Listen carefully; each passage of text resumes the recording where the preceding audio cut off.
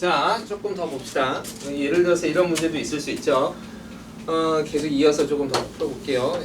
제가 리미트 n이 무한대로 갈 때 an이 8로 가요. 이렇게 수렴한다 그랬죠. 그랬을 때 리미트 n이 무한대로 갈 때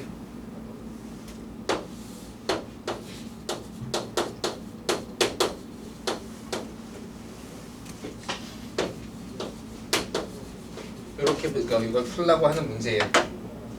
그럼 보면 알겠지만 얘는 일단 등비수열이라는 얘기는 없죠. 요게 이제 등비수열에 관한 케이스고, 등비수열에 하나밖에 안 나왔기 때문에 3이고 3의 n제곱으로 그냥 나눠주면 되네요. 그래서 여기가 나눠지면 이렇게 나눠지죠. 그렇죠? 얘는 무한대로 가고 얘는 8로 가니까 0으로 가는 거죠. 그래서 0으로 간다는 걸 쉽게 알 수 있어요. 그럼 결국 남는 건 4분의 an인데 4분의 an은 어디로 가고 있어요? 8로 가고 있죠. 그래서 2 이렇게 그냥 보시면 돼요. 풀이는 그렇게 여기는 어렵진 않을 것 같아요. 자, 여기서 여러분이 조금 하나 이렇게 체크해 놓을 게 이런 것 이게 필요해요.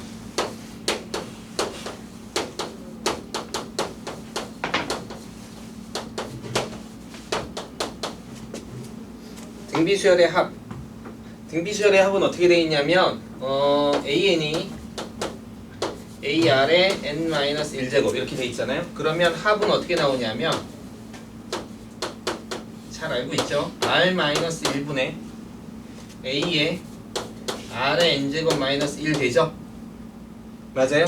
결국은 어쨌든 간에 등비수열의 합도 r의 n제곱의 형태를 가지고 있다라는 거예요.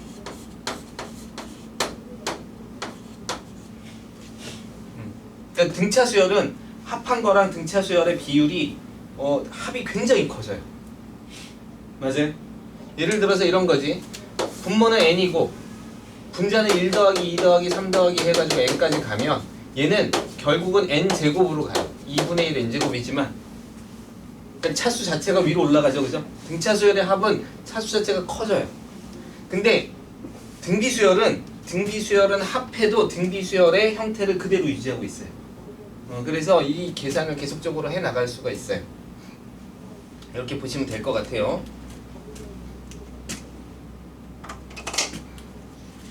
여기까지 혹시 질문 있나요?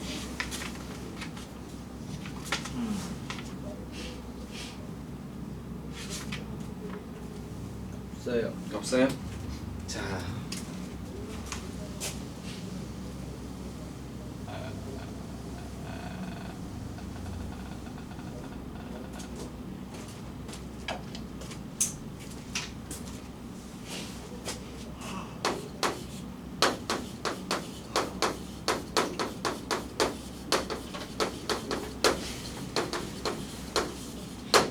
활용 조금 해봅시다.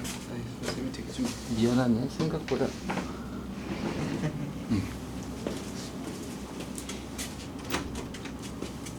자, 등비수열 활용해서 첫 번째는 함수예요. 요거는 이제 좀 어려운 내용이라서 처음에는 잘 안 나올 거예요. 아시겠죠? 근데 조금 알고는 계셔야 돼요. 함수는 지금은 괜찮은데 조금 시간이 지날수록 이제 난이도가 있는 문제에서 나와요. 그래서 그 예제를 하나 들어주면 함수는 어떻게 생각하냐면 공비 r이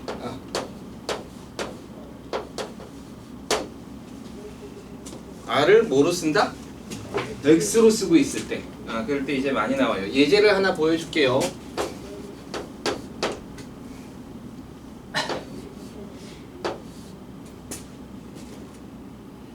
그러니까 여러분은 지금 공부하면서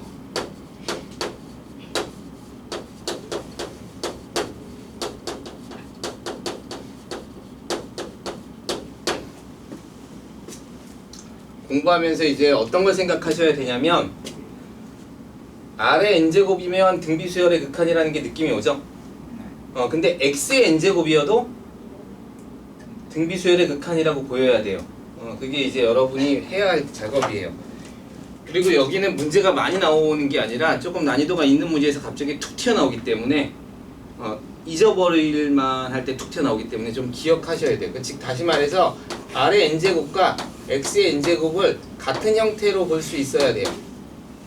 아시겠죠? 자, 그럼 이제 한번 해봅시다. 이거의 극한값을 구하세요. 그럼 리미트 n이 무한대로 갈 때 R의 n제곱 더하기 1, R의 n제곱 마이너스 2인데 이 문제는 그냥 안 풀려요.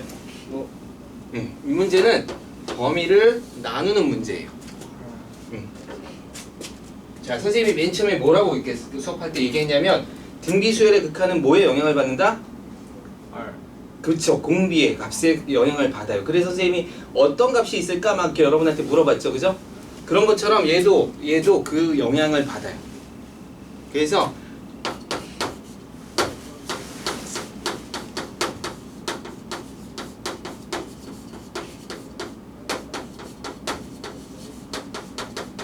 보여요? 아래 값에 따라 달라진다 이런 생각을 하셔야 돼요.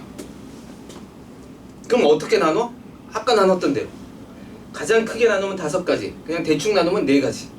근데 이 문제는 조금 약간 문제가 있을 수 있어서 R이 마이너스 1이 아니다 이렇게 주어질 수 있어요.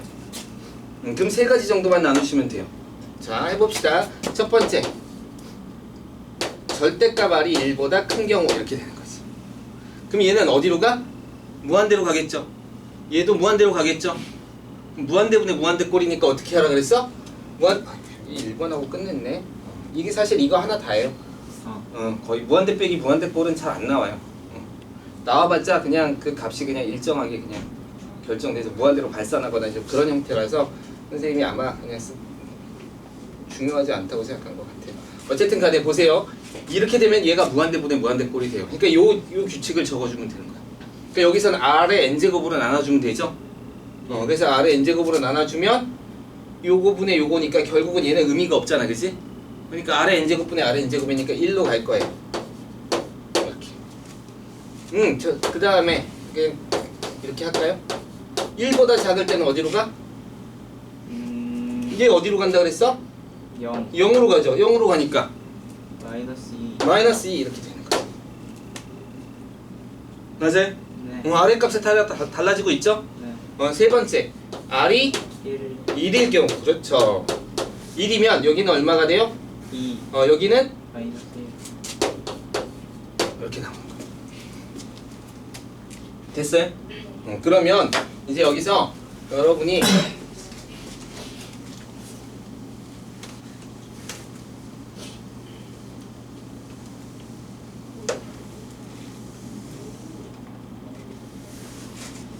다음 문제가 이렇게 나왔을 때 이제 여러분이 하셔야 돼요.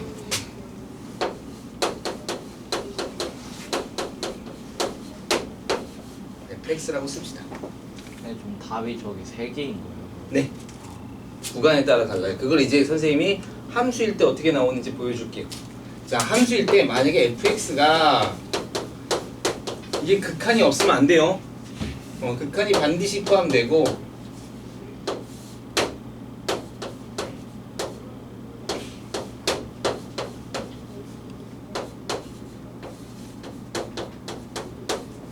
이런 문제라고 해봅시다. 어때요? 느낌이 얘랑 똑같아 보여요? 네.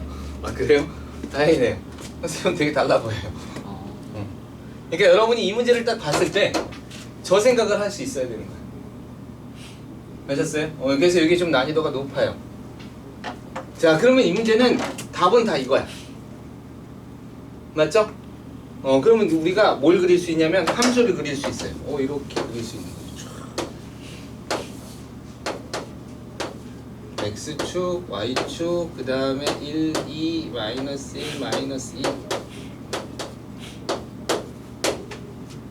이렇게까지 할 필요 없었네요. 여기 0이고 그 다음에 뭐 1, 2 좀 넓게 잡읍시다. 여기가 1, 여기가 마이너스 1 이렇게 됐죠? 자, 어떻게 하라고? 1보다 클 때, 즉 1보다 클 때와 마이너스 1보다 작을 때죠? 네. 두 영역에서는 얼마로 나온다고 얘는? 1. 1로 나온다고. 1로 나오는군요.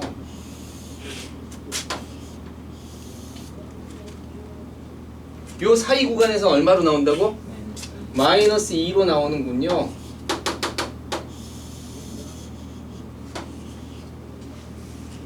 자, 1일 때는 얼마가 나온다고? 마이너스 2. 마이너스 2분의 1이 나오는군요. 이렇게 되죠? 마이너스 1일 때는 함수값이 있어 없어? 없어요. 없죠? 그래서 이 함수를 그려낼 수 있어야 돼요. 됐어요? 여기까지 좀 확장해서 보셔야 돼요.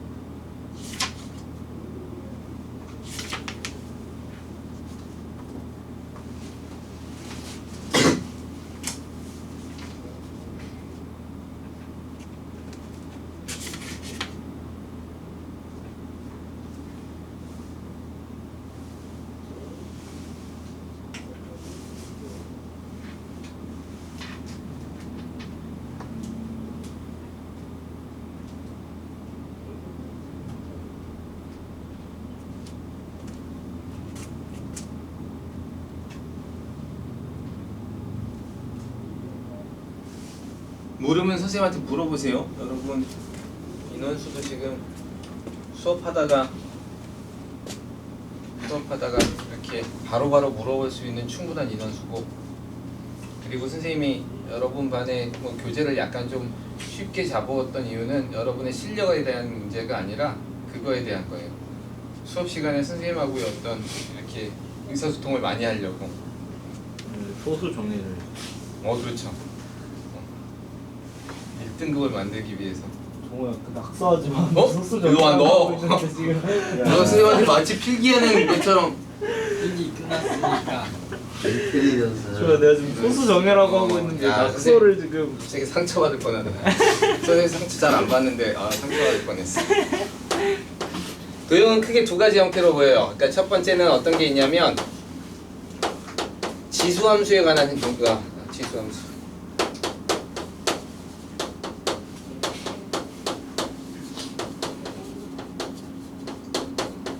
지수함수가 그려져 있고 거기에 어떤 형태의 무언가 질문을 하고 있어. 넓이를 물어본다든가 그런 거. 그렇죠? 그러면 지수함수가 선생님이 아까도 얘기했지만 수열은 정의역이 자연수인 함수로 봐도 돼요. 무슨 얘기인지 알겠어요? y는 2의 x제곱이라는 지수함수가 있어요. 그런데 여기다가 x에다가 정의역이 x라는 정의역이 이제 여러분 함수 배웠으니까 알죠? 함수는 정의역이 진짜 중요해요. 자연수야. 그러면 1 집어넣으면 2 나올 거고 2 집어넣으면 2의 제곱 나올 거고 3 집어넣으면 2의 세제곱 나올 거고 딱 뭐야? 2의 n제곱이 수열의 형태라 똑같죠? 그러니까 우리는 수열은 정의역이 자연수인 함수로 봐도 문제가 없어요. 어느 정도. 그러니까 사실은 거꾸로는 사실 보기는 좀 힘들어요. 엄밀하게 말하면 이걸 가지고 이거라고 얘기하긴 뭐하지만 이거에 이 부분이 포함되어 있는 상태예요. 그래서 우리는 요거만 값을 확인해도 된다면 이렇게 약간 함수를 이렇게 고쳐서 이거랑 반드시 같은 함수는 아니지만 얘를 따져도 상관은 없게 나와요. 그러니까 좀 그렇게 봅시다. 그래서 함수로 한번 따져봅시다. 뭐 이렇게 봐도 되는 건데 지수함수는 결국은 등비수열의 형태를 띌 수밖에 없겠죠. 따라서 지수함수와 관련된 어떤 도형 문제가 나오면 등비수열의 극한일 확률이 상당히 높아요. 두 번째 어떤 형태가 있냐면 이건 이제 급수에서 아주 중요한 형태가 되는데 요즘에 모의고사에서는 조금 비중이 떨어지고 있기는 해요. 저는 나오다가 요즘에 안 나온 걸로 알고 있는데 이번 수능이 안 나온 것 같은데. 도형 중에서 어떤 도형이냐면 반복적인 행동을 하는 도형이 있어요.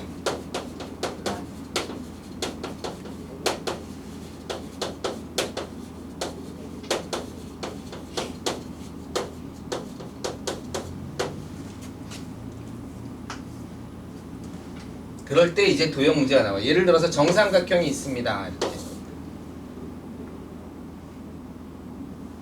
정삼각형이 있습니다. 이거의 넓이를 뭐 A1이라고 하자. 그럼 그거에 다시 또 4등분을 해서 하고 요거를 없애.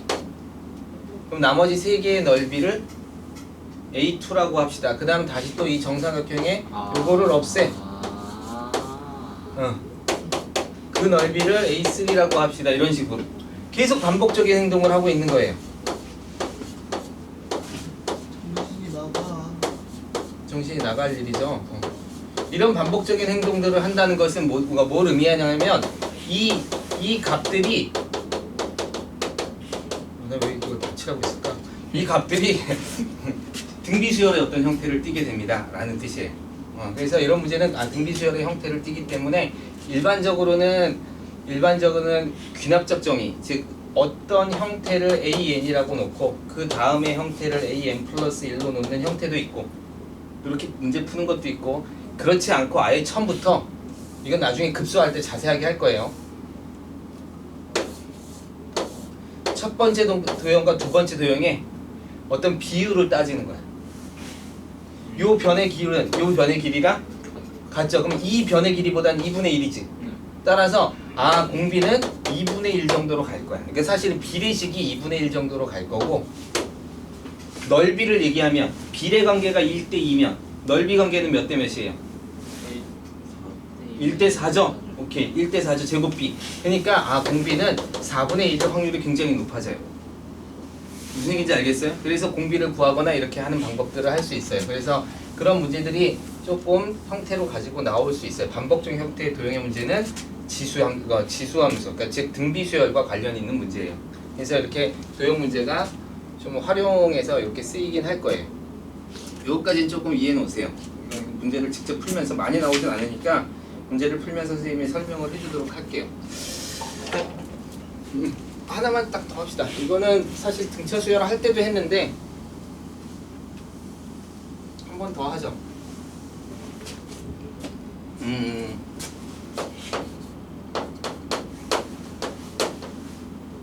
귀납적 정의의 극한값 이렇게 합시다.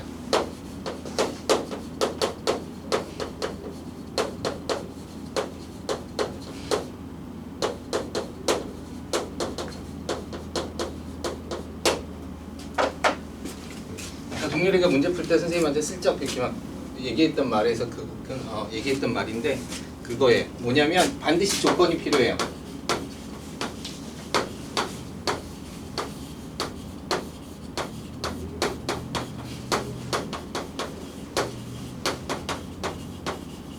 이런 조건이 있어야 돼. 어떤 조건? 그렇죠. 수렴한다는 조건이 있을 때, 이 조건이 있지 않으면 사실은 쓸 수는 없어요. 수렴할 때, 그럴 때 만약에 귀납적 정의라고 해서, 귀납적 정의라는 게 뭐죠? 이웃한 항 사이의 관계식이죠?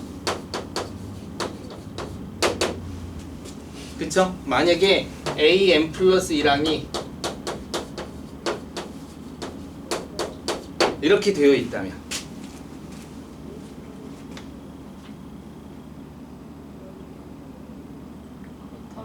이게 이제 가장 어디서 많이 나오는 문제냐면 예를 들어서 여러분 예전에 수열 배울 때 나오는 문제인데 어떤 양이 한 100리터 들어있어요. 절반을 덜어내. 그리고 30리터를 집어넣어요. 알겠죠? 그 다음에 그러면 그 다음 항이 될 거예요. 또 절반을 덜어내. 또 30리터를 집어넣어요. 이렇게 규칙적인 행동을 하는 거야. 그지? 그러면 우리 이 문제를 풀 때 어떻게 푸냐면 어떤 n번째 활동을 했을 때와 n 플러스 1번째 활동을 했을 때를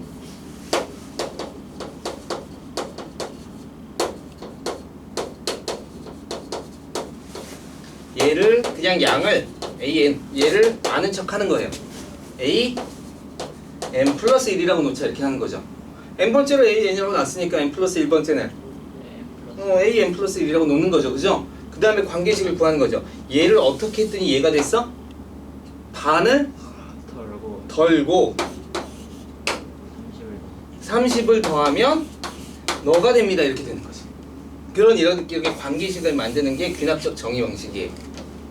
이건 첫째 항을 알고 있으면 모든 수열을 끄집어낼 수 있어요. 이건 선생님이 처음에 수업할 때, 첫 시간에 수업할 때 그 수열에 대한 복습을 하면서 잠깐 설명을 한 적이 있었어요. 그죠? 그런데 만약에 이 수열이 수렴한다면 그러면 풀이는 어떻게 한다? 요건 예제예요. 요건 예인데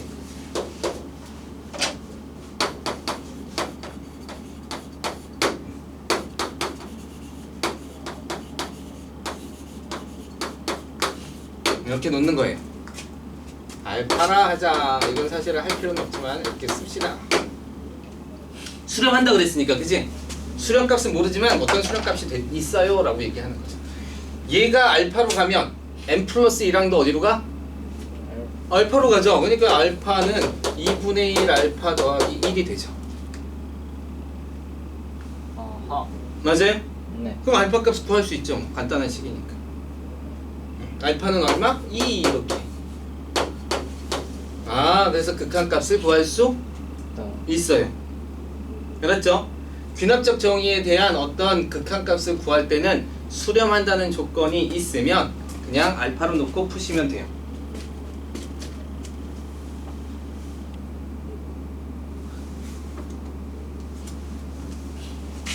여기까지 질문? 없습니다.